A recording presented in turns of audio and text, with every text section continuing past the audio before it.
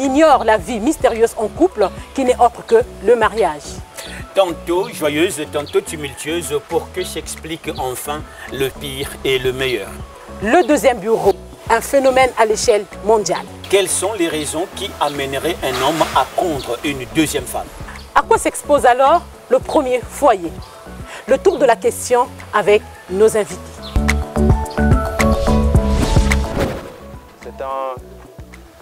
C'est une pratique qui concourt plusieurs dangers, qui requiert plusieurs dangers, dans ce sens où avoir deux femmes, c'est surtout pour ceux qui n'ont pas de moyens, un fardeau. Et ça peut aussi être source de conflit entre les enfants issus des différentes femmes. Conflit familial, au sujet du patrimoine et plein de trucs. Et c'est un coût économique aussi. Et en un mot, c'est source d'instabilité. Bon, ezali makambo ezali ebele. En bref, c'est un comportement à moi aussi. Parfois moi aussi, azo affiché mabe makambo etali ndako. Kolamba parfois. Au découcher, azo découcher na ndenge na ye, libanda. Toujours nous soit na iso peso motema passe yope au salango. Et puis deuxièmement, faut comme on a bakameza ebele. Baninga ya mobali bazoya na ndako azo recevoir bango bien te. Famille ya mobali ezoya bazo recevoir te. Bonyo so na ezo kuseyo parce que bamusuba loba kono na sali 6 mois na kende kana mwasi na ngate. Mais nde comportement ya mwasi sala ke mobali akene libanda. Papa mumu mezonzo makiaye. Baba kaliko ni baba tukena ba comportement ya imbi. Parce que ba mekuma kwenda bakaba Mbappe na nganda. Lera nkezwa Mbappe yamekuma na inzo mumezwa Mbappe amunu. Mumezwa Mbappe amunu. Donc moi yani kipedia kente inzo ikelve. Donc moun mumezonza baba bik ba comportement ya ba yini ya ba Mbappe. Ba kipe ba kente bana ba inzo na babani ya ba. Ba katulu mambe ba Mbappe na nzila. Donc moun mambe mevoa na muni yina. Donc maintenant si kente kena comportement ya imbi na kate inzo na compte ya bakala yani il faut yani se comporter bien na compte ya bakala yani. Monsieur Émeric Ndossa, pasteur Francis, bonsoir et bienvenue à l'émission Mariage.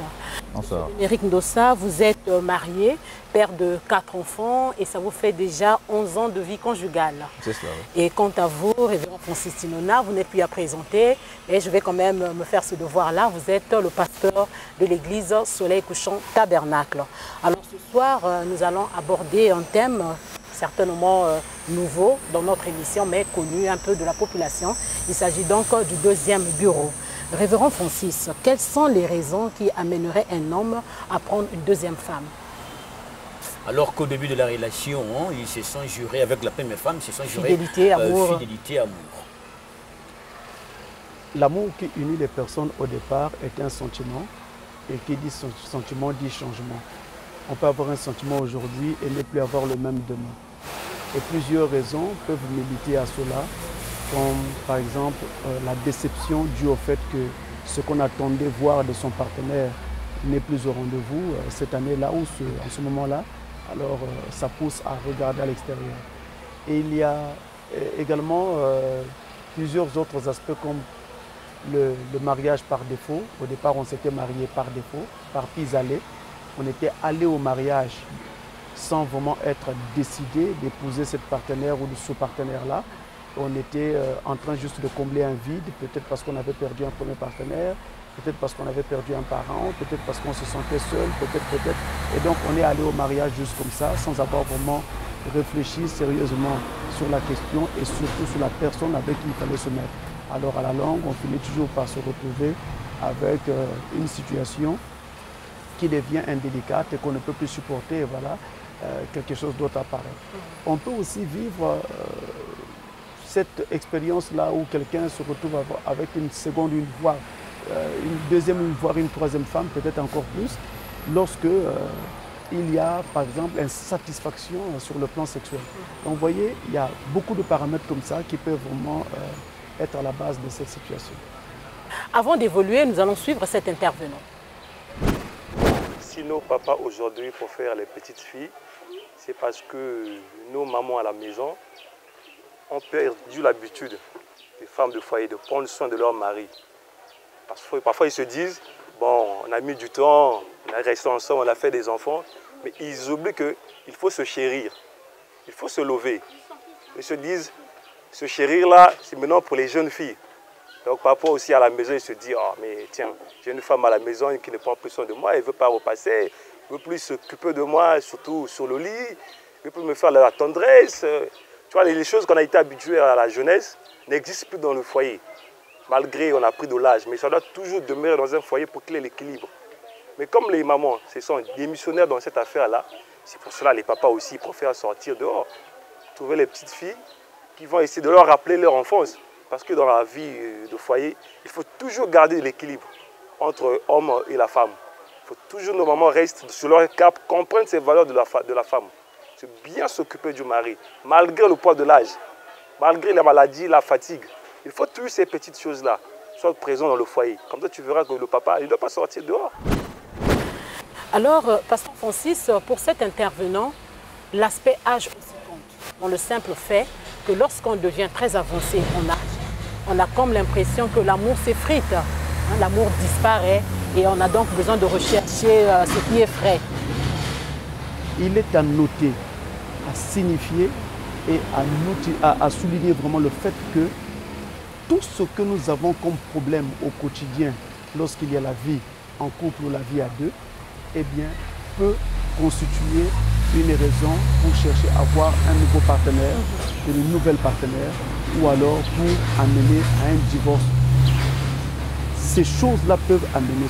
Alors, l'écart d'âge est un phénomène que nous rencontrons dans le mariage, et ce phénomène, au départ, peut être insignifiant parce qu'on se dit qu'on pourra supporter cela, mais à la longue, après, ça peut devenir un véritable problème et carrément poser soit un divorce, soit alors l'apparition d'une seconde épouse ou d'une troisième épouse, simplement parce qu'on ne se contente plus, on sent qu'on est mal à l'aise quelque part, dans ceci ou dans cela, avec ce partenaire avec lequel on n'a pas vraiment, on n'est pas dans la même fourchette d'âge, l'écart est trop significatif, il est trop important, ça peut donc constituer un problème. Mais je souligne que tout ce que nous avons comme problème de la vie à deux peut constituer une raison pour avoir une seconde femme après. Alors, M. Emery, un mot à propos? On s'est promis fidélité tout au départ. Et après, on est étonné de constater qu'il y a de l'infidélité de la part du mari. Moi, je crois qu'il y a la notion de... Il y a un adage qui dit rien n'est permanent, de sorte le changement. OK? Et il y a des aspects à souligner quant à ce changement-là. Aujourd'hui, on peut se promettre fidélité, d'accord?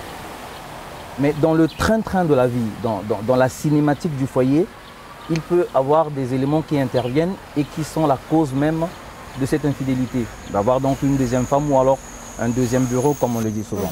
Alors, on peut citer par exemple l'infertilité. C'est vrai que la stérilité. La stérilité. On ne se marie pas, c'est vrai, pour avoir des enfants, mais les enfants sont aussi un couronnement du foyer. Et donc, si cela est avéré que la partenaire est stérile, ça peut pousser le monsieur à avoir un deuxième bureau. En dehors de l'infertilité ou de la stérilité, nous avons l'insatisfaction, le pasteur l'a souligné tout à l'heure, mais il y a aussi des points qu'il faut souligner qui ne sont peut-être pas des points majeurs, mais très importants. Vous avez l'insoumission, ok? Une femme insoumise, c'est comme avoir, comment on appelle, un morceau de caillou dans sa chaussure. Une carie dentaire. En tout cas, une carie qu'on ne peut pas s'en passer. Et donc, en dehors de l'insoumission, il y a un dernier détail, à mon avis, ça n'incombe que moi, le mensonge dans le foyer. Tenez-vous, vous êtes avec votre femme, après 14 ans, 15 ans de vie commune, vous vous rendez compte que parmi les 4 enfants que vous avez, l'un ne vous appartient pas. Moi, je crois que ça peut faire aussi sujet soit à un divorce ou à s'attraper une deuxième femme. Pasteur Francis, oui, je voudrais, excusez-moi pasteur, je voudrais plutôt revenir sur M. Ndossin. Quand vous parlez, lorsque vous parlez de la stérilité, de l'insatisfaction, est-ce que par amour, ne saurez-vous pas supporter que votre femme ne conçoive pas? Pardon? Est-ce que par amour, pour l'amour que vous avez pour la première épouse, puisque vous l'avez dit tout à l'heure, que vous êtes juré fidélité et amour, est-ce que par cet amour-là, vous ne pouvez pas aller au-delà et de supporter que votre femme ne vous produise, ne vous donne un enfant? Ah d'accord, est-ce que vous ne pouvez pas supporter ça? Votre question est subjective. Cela dépend de la personne qui gère le problème. Moi, je peux vous dire oui, quelqu'un d'autre vous dira non. Voyez-vous? Un chrétien, par exemple, lui te dit qu'il peut te brandir la carte de l'amour qui supporte tout, qui pardonne tout, qui efface tout. Et surtout, vous avez dit, le mariage ne veut pas dire qu'avoir des enfants. On ne se marie pas pour avoir des enfants. Justement, vous venez de le dire, hein? Justement, okay. C'est subjectif. Et quelqu'un d'autre te dira, ça ne passe pas. Ok? Par amour, non, il peut enterrer l'histoire concernant l'amour, parce qu'il ne supporte pas ça. Voilà pourquoi j'ai dit que c'est subjectif. Donc cela dépend de la position à laquelle la personne est confrontée à ce problème. Pasteur Francis, êtes-vous d'avis? En général, les phénomènes des sociétés ne sont pas toujours les mêmes dans les différents pays. Chaque pays a ses propres réalités. Vous pouvez avoir un même mal, mais ne pas avoir les mêmes causes ou les mêmes raisons selon les communautés, selon les pays. Mais chez nous, dans notre communauté congolaise, en réalité, dans notre société, le phénomène indiqué par M. Ndossa est particulièrement significatif. C'est-à-dire que les gens vont souvent vers une autre femme, une autre épouse, lorsque la première ne leur donne aucun enfant. C'est quelque chose qui est très courant et c'est quelque chose qui est connu de tous. Il va attendre un moment. Si le moment, il constate que son âge est en train de passer, l'enfant ne vient toujours pas, il a besoin donc d'un héritier, il va donc chercher un héritier à l'extérieur. Donc vient alors la seconde épouse ou la deuxième femme. Mais lorsque vous parlez de l'amour, il est vrai que si on a réellement aimé sa femme et qu'au départ c'est elle qu'on avait aimée et qu'on ne s'était pas mis ensemble juste pour avoir des enfants, vous supporterez le fait qu'elle ne puisse pas vous produire des enfants. Vous allez supporter. Mais il y a également la pression de la société, la pression de la famille, la belle famille et même votre propre famille, à vous le mari qui vous dit mais il y a longtemps qu'on attend un enfant, l'enfant ne vient pas. Alors sous cette pression-là, les gens peuvent être amenés à poser des actes comme aller chercher, à voir à l'extérieur pour voir si on ne pourrait pas trouver satisfaction de cette façon-là. Mais est-ce que cela se devrait, révérend? Cela ne se devrait pas. Ce sont donc des comportements que nous constatons en société, mais qui ne se devraient pas. Hein? Nous constatons cela en société. Mais en gros, de façon particulière, s'il y a quelque chose vraiment qui amène à ce qu'il y ait l'apparition d'un second bureau, ce sont les mariages par défaut. Quand, dès le départ, on n'avait vraiment pas aimé la personne avec qui on s'est mis ensemble. Si dès le départ, on n'avait pas aimé, on n'avait pas vraiment le sentiment que sans cet individu-là, sans cette personne-là, on ne peut pas vivre.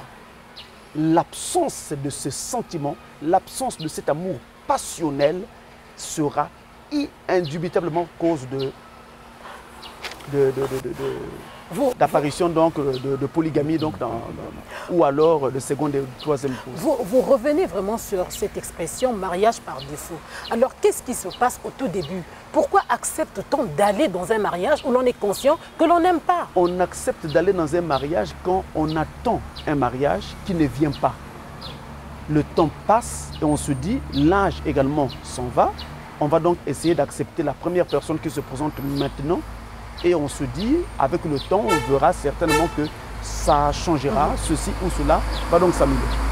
Mais vous devez noter que même quand on espère que certains aspects pourront évoluer, il faut bien que ce soit des aspects qui peuvent évoluer. Le cas, par exemple, de l'argent. Si vous voulez avoir quelqu'un qui est assez fortuné et que pour le coup, sur le moment, il n'a pas assez d'argent, ça c'est un aspect qui peut évoluer parce que Dieu peut le bénir et demain il se retrouve avec de l'argent. Mais si c'est un aspect physique, comme par exemple la taille de sa femme, le poids de sa femme ou un aspect de ce genre, eh bien ça, ce n'est pas sûr que ça évolue. Alors là, il faut prendre la mesure de la situation dès le départ pour ne pas se retrouver surpris. Parce que vous serez toujours surpris. On ne va peut-être pas dire surpris, mais vous allez toujours vivre ce que vous n'attendiez pas. Donc, il faut prendre la mesure de la situation dès le départ pour éviter d'avoir des amis. En tout cas, tout mariage par défaut finira par amener soit l'adultère, soit la polygamie, ou encore cette histoire donc de deuxième, troisième bureau. Je voudrais poser, c'est la question suivante, puisque les deux invités, vous avez évoqué la raison de l'insatisfaction sexuelle. Et c'est tout au début de la relation qu'il faut constater cette insatisfaction ou en évoluant dans les temps? En commençant par vous, Pasteur Francis. Alors, l'insatisfaction sexuelle est une question que nous avons, un point que nous avons certes soulevé ici, mais c'est un point qui est aussi relatif. Relatif. Dans la mesure où, quand on dit qu'il y a insatisfaction, celui qui parle d'insatisfaction, qu'est-ce qu'il veut entendre par là? Il veut dire quoi exactement? Parce que la pauvre femme essaie de faire de son mieux, ou le pauvre monsieur essaie de donner le meilleur de lui-même, mais l'autre dit toujours qu'il y a insatisfaction. Parce qu'on peut se cacher derrière l'insatisfaction en disant que je ne suis pas satisfait pour faire tout et n'importe quoi. Alors qu'en réalité, il ne s'agit pas réellement d'insatisfaction. Il y a autre chose. Ça, c'est un aspect. Il faut aussi prendre en ligne de compte le fait qu'on ne peut pas faire en sorte que tous les couples se ressemblent en ce qui concerne donc l'activité sexuelle. Ce n'est pas possible. Chaque couple est égal à lui-même. Chaque couple doit ressembler à lui-même. Autrement dit, c'est à l'homme et à la femme qui forment leur foyer de trouver leur propre marque, de trouver comment ils vont vivre leur sexualité en interne. En d'autres termes, chacun doit essayer de passer le message à l'autre pour lui dire voici ce que moi j'apprécierais pour que justement j'atteigne le niveau de satisfaction que je souhaite avoir. Et ça ne se fait pas et ça ne se dit pas comme à l'école. Et ça ne se fait pas et ça ne se dit pas au moment où vous êtes ensemble en donnant des points à l'autre en disant aujourd'hui c'était 5 sur 10, 7 sur 10. Non. On ne donne pas des notes à l'autre au moment où on sort d'un moment de ce genre. Mais par contre, pendant qu'on est en plein moment intime, c'est en ce moment-là où, par des simples gestes, on amène l'autre à comprendre que c'est ceci qui me ferait le plus de bien. Juste par un simple geste. Je prends la main de mon partenaire, je l'amène ici ou là, pour qu'il comprenne que c'est ici où je me sentirai plus à l'aise. Donc vous voyez, c'est alors qu'on va construire. Je parle alors ici de construction.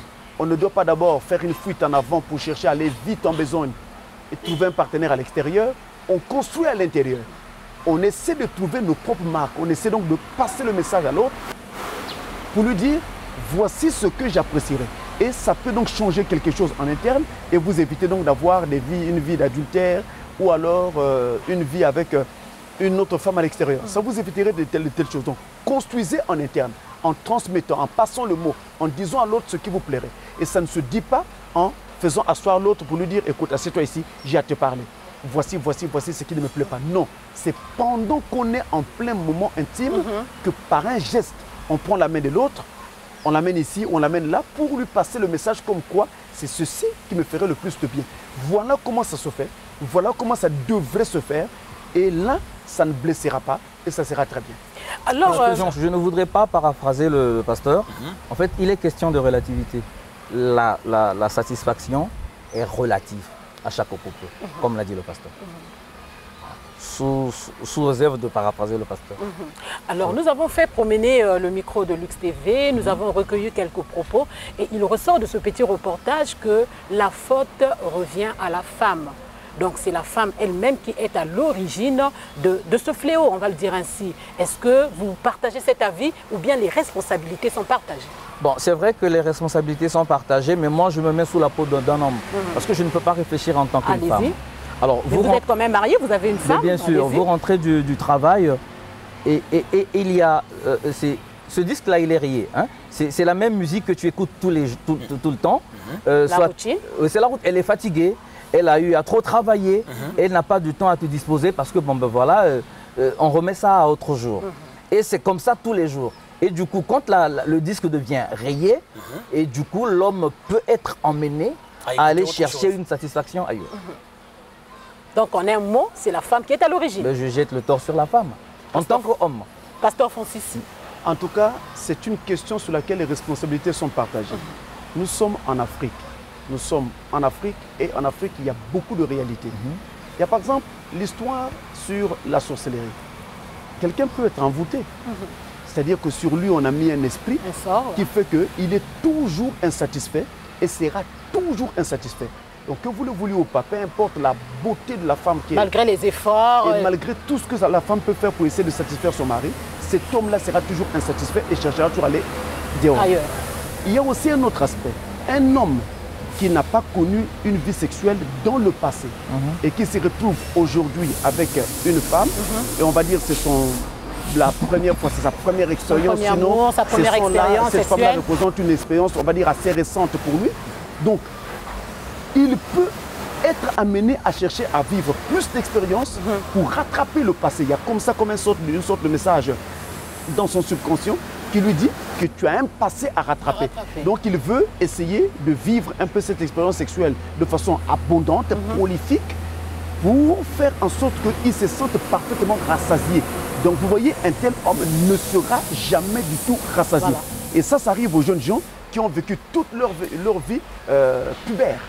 Ils n'ont vraiment pas été ici ou là, ils n'ont pas touché aux jeunes filles. Ils ont été puceaux, voilà, pendant tout ce temps-là. Au moment où ils se marient, et quand ils découvrent cette vie-là, elle est pour eux une vie nouvelle, il y a ce risque. Il y a ce risque. Je ne dis pas que c'est toujours le cas à 100%. Ça se passera toujours comme ça, le schéma sera toujours le même, mais il y a quand même ce risque. Il y a aussi les gens qui viennent de certaines familles dans lesquelles il y a eu un esprit qui habitait la famille, qui a habité les arrière-parents, qui a habité le parent, qui l'a mis au monde. Alors il est très facile de constater que le fils qui vient donc de ces parents-là porte le même esprit et se met donc à manifester une vie de vagabondage sexuel comme il n'y en a pas. Ce sont donc les familles qui, dans le passé, où il y avait un homme, un arrière-grand-parent qui était marié à plusieurs femmes. Ce sont les familles dans lesquelles il y a eu plusieurs enfants qui sont nés, 30 enfants parfois pour un seul homme, etc., etc. Alors, vous allez constater que les enfants héritent parfois de tels esprits et se mettent alors à manifester cela.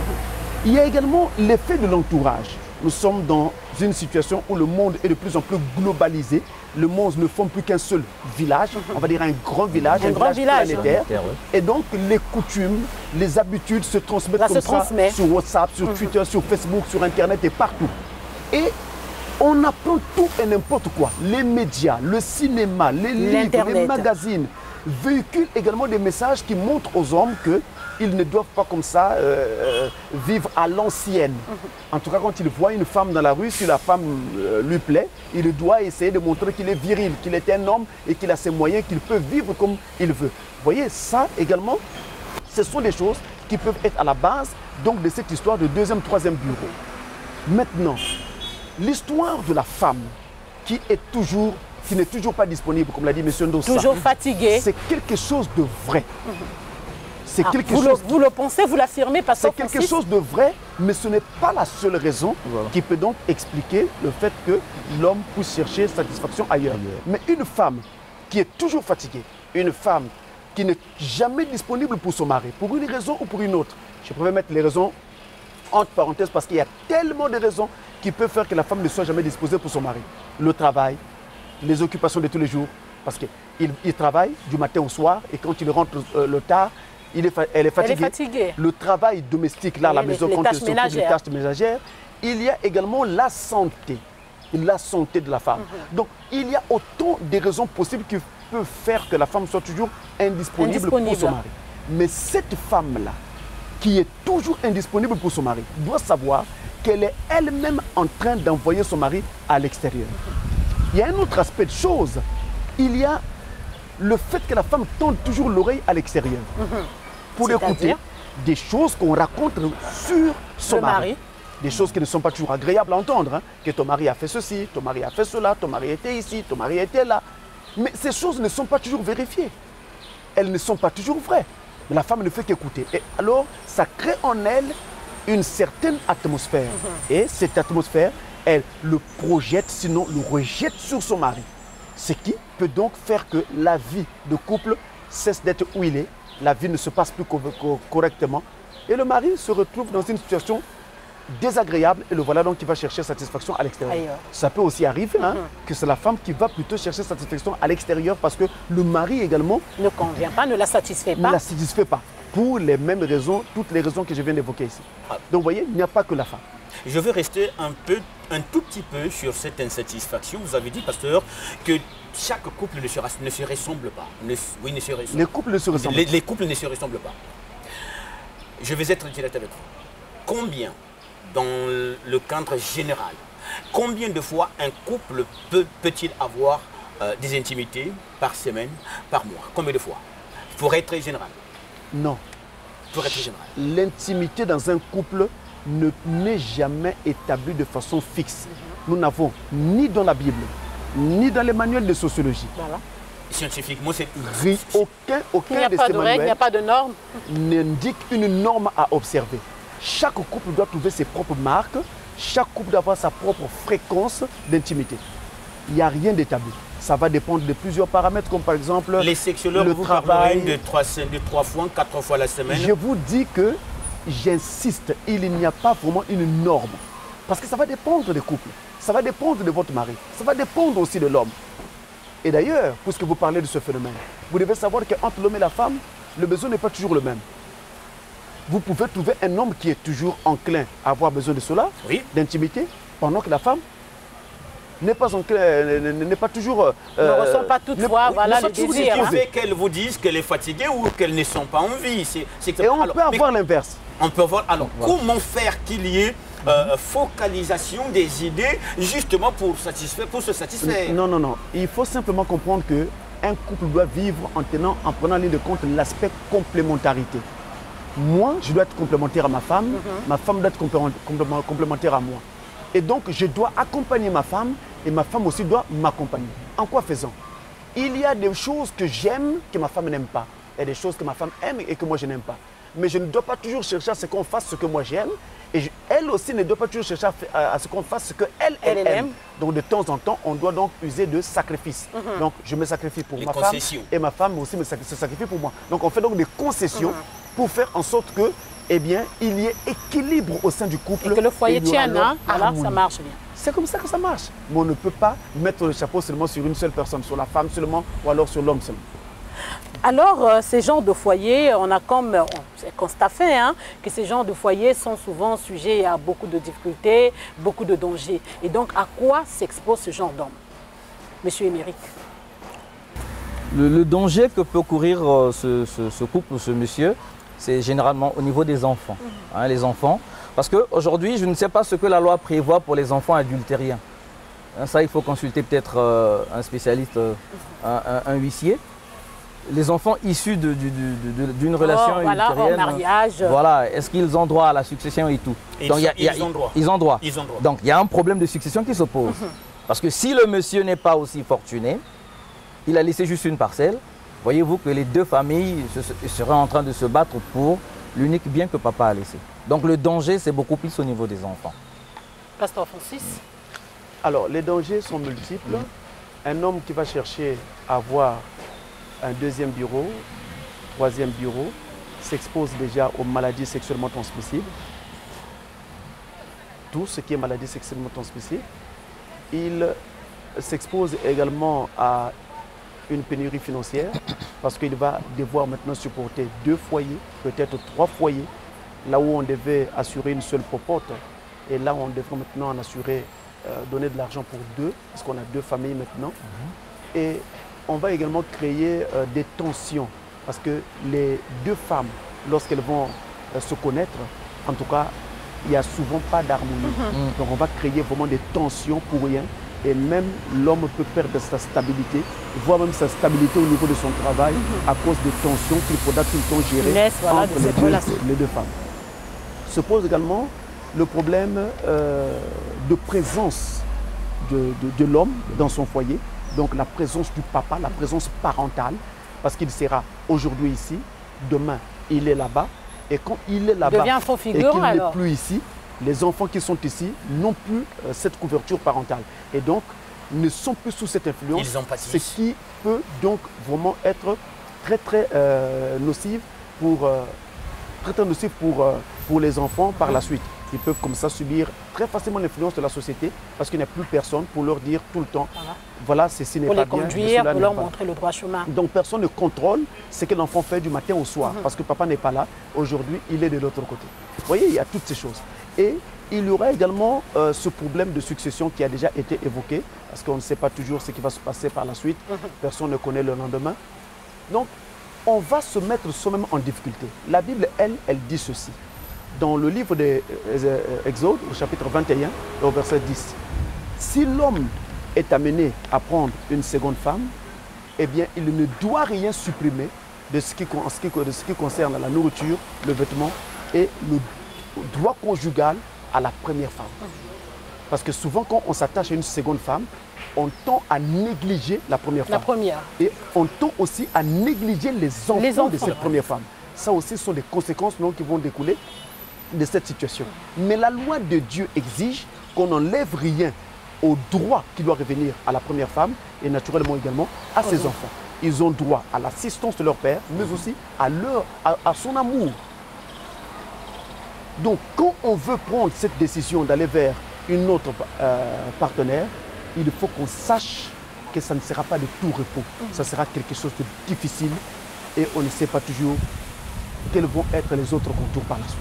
Et il y a pire, c'est qu'on a comme l'impression que cela va jusqu'à la mort de l'un des conjoints. Ça peut naturellement arriver. C'est pourquoi c'est quelque chose qui n'est pas vraiment à conseiller. Il faut chercher les solutions en interne. Guérissez votre mal en interne. Et en général, le mal à l'intérieur d'un couple se guérit par le dialogue. Parlez et vous verrez que des solutions sont trouvables. Mais oui, Fulgence, je t'en prie, Pasteur Francis, est-ce que vous pensez pour de tels hommes, le deuxième bureau, la deuxième femme, quelles que soient les raisons évoquées, est-ce que vous pensez que c'est une solution? Ce n'est pas une solution. C'est pourquoi je dis, cet homme s'expose à beaucoup de dangers, il expose aussi ses enfants, sa progéniture, à beaucoup de difficultés pour rien. Donc, parlez avec votre épouse, les solutions sont trouvables à l'interne. Il y a toujours moyen de trouver des solutions pour éviter donc cette histoire d'expérience à l'extérieur. Pour un homme assez raisonnable qui trouve une deuxième femme, une deuxième épouse, je dis bien assez raisonnable, est-ce que c'est acceptable? Est-ce que c'est assez acceptable comme ça que de les voir abandonner, même nier, jusqu'à nier ses propres enfants? Non, ce n'est acceptable pour personne, ni pour les enfants, ni pour la mère de ses enfants, ni pour les familles, ni pour la société. Ce n'est acceptable pour personne. En fait, quand ces choses arrivent, on arrive à ce qu'on appelle une déviance. Donc, ce sont des déviances auxquelles nous assistons et fort malheureusement, les différentes sociétés du monde sont remplies de plusieurs sortes de déviances dans le domaine du mariage. Monsieur Ndossa, vous épauliez tout à l'heure que pour des raisons d'insatisfaction et ainsi de suite, vous étiez censé trouver donc une deuxième femme. Est-ce que si vous arrivez à abandonner votre femme, vous trouvez une deuxième, vous serez logique, vous, d'abandonner vos enfants, de les nier même? Surtout lorsque vous avez une voiture, quand vous arrivez donc à l'école, au lieu de prendre les deux familles, non, vous abandonnez la première, les enfants de la première. Monsieur Fulgence, il me sera difficile de me mettre sous la peau d'un polygame. Je vais devoir réagir comme étant un observateur. Et déjà, quand vous vous lancez dans cette voie, l'idéal serait, comme l'a dit le pasteur, d'avoir une gestion parcimoine de la chose. D'avoir de l'équité dans ce que vous faites, de façon inviolable. Si vous arrivez à l'école, ce sont vos enfants. En fait, c'est vrai. Ils portent votre nom. Votre sang. Votre bagage génétique, ce sont vos enfants. Et souvent, les enfants négligés sont ceux qui réussissent. Et voilà. Et donc, en passant, le patriarche en avait combien? Il avait des enfants avec 4 femmes. Mais eux tous formaient Israël. Et donc, il n'y a pas de parti pris. Si vous êtes déjà vous êtes tombé là-dessus, il n'y a pas de parti pris. Vous arrivez à l'école, vous les prenez tous, vous les emmenez à la maison. Hein, une gestion parcimoine, équilibrée. Et justement, une gestion parcimoine, comme vous le dites, équilibrée. Comment le ferait-on? Parce que c'est chose facile à dire hein, que dans l'application. Mais c'est vrai, mais dans la faisabilité, vous êtes bien obligé de le faire. Parce que votre vin, vous l'avez tiré, vous allez le boire. Le pasteur nous a donné une référence biblique, et donc on n'a qu'à s'en tenir à ça. C'est une fois que le vin est tiré. Mais sinon, on ne le conseille pas. C'est pas facile de vivre 2 foyers, Monsieur Fulgence. Dans le plan de Dieu. S'il vous plaît, pasteur, s'il vous plaît. Si c'est pas facile, déjà vous êtes homme de Dieu, est-ce qu'il y a déjà beaucoup de couples qui sont déjà, Madame Laura, vous comptez avec moi, beaucoup de couples sont déjà dans les différents, un foyer, 2 foyers, 3 foyers, qui les gèrent. On va dire que c'est la tendance actuelle. Hein? C'est la tendance actuelle. Comment alors serait-il amené à gérer avec équilibre, avec équité? Qu'est-ce qu'il ferait? En fait, ce qui est déjà fait est fait. Il faut maintenant simplement trouver les moyens de faire en sorte que l'équilibre soit ramené. Qu'est-ce qu'on fait déjà? il faut informer, il faut parler à votre première épouse de votre nouvelle situation, de votre nouveau statut. Et ensuite, essayer de faire en sorte que les deux femmes se connaissent et faire aussi en sorte que les enfants se connaissent. Et vous devez veiller à rester au centre. Vous êtes le mari des deux femmes et vous êtes le père des enfants qui naissent des deux côtés. Si vous avez donné 1000 francs ici, là-bas également, il s'agira de donner 1000 francs. C'est la loi que Dieu exige. Mais sauf qu'il faut aussi noter que dans la loi de Dieu, selon le programme de Dieu, ce que je voulais dire en temps, il n'est pas établi que nous puissions avoir une deuxième, sinon une troisième femme. C'est interdit. La loi de Dieu veut que l'homme soit marié à une seule femme. Et d'ailleurs, dès le commencement, il n'y avait qu'un Adam pour une seule Ève. Et une seule Ève pour un Adam. Très souvent, Laura, tu me permets, je vais terminer sur cette question. Très souvent pasteur, lorsqu'il s'agit d'unir les deux femmes, en tout cas, c'est là qu'il y a le véritable problème. La vraie guerre, c'est celle-là. Comment s'y ça ne se fait prendrait-on? pas tout de suite, ça se fait avec le temps. Et généralement également, quand la chose s'établit par l'usage et par le fait, les gens finissent par accepter ce qui est établi. Mais on a comme l'impression que les deuxièmes épouses ne sont pas prêtes à accepter cette cohabitation. C'est plutôt la première femme qui n'accepte pas cette cohabitation, qui réagit très fort. Et Non, la seconde, elle est contente d'être prise par un homme. Je voudrais convenir avec vous, révérend, mais on a comme l'impression que c'est la seconde qui arrive, qui vient donc diviser le foyer, qui vient avec des exigences. Et c'est ce qui fait même que l'homme abandonne la première, ne veut plus rien entendre des enfants. Non, c'est plutôt l'homme qui est tombé amoureux de la deuxième femme. Ah, c'est l'homme qui est tombé amoureux. Et c'est cet amour qui l'amène aux excès. Et ces excès produisent donc la seconde n'y est pour rien. Nous constatons sur la première femme et ses enfants. C'est comme on dit, tout nouveau, tout beau. Ah, voilà. Okay. Alors, pasteur Francis, vous l'avez dit, ce n'est pas quelque chose à souhaiter. À l'heure où nous parlons, il y a certainement des hommes qui sont déjà sur le point d'emprunter cette voie. S'il vous était permis de donner un conseil, que diriez-vous? En tout cas, la main sur le cœur. Aujourd'hui, avec environ 30 ans de ministère, sinon plus, je vous dis sincèrement, ce n'est pas la voie à prendre. Peu importe le problème que vous avez dans votre foyer, essayez de trouver des solutions en interne. Pour trouver des solutions en interne, vous n'avez pas besoin de rassembler les familles et de faire convoquer une réunion de famille. Vous avez simplement besoin de vous asseoir avec votre épouse dans l'intimité, dans la chambre, et de parler de tout ce qui ne va pas, afin de voir comment aplanir donc, les différents. Et les solutions sont trouvables. Vous allez les trouver. Vous rassurez. Les choses marcheront. Les solutions sont trouvables, pasteur Francis. Monsieur Émeric Ndossa, pasteur Francis, merci à vous. C'est la fin de notre entretien qui a porté sur le deuxième bureau. Merci également à vous, chers téléspectateurs, de nous avoir suivis et surtout de nous rester fidèles. Au revoir.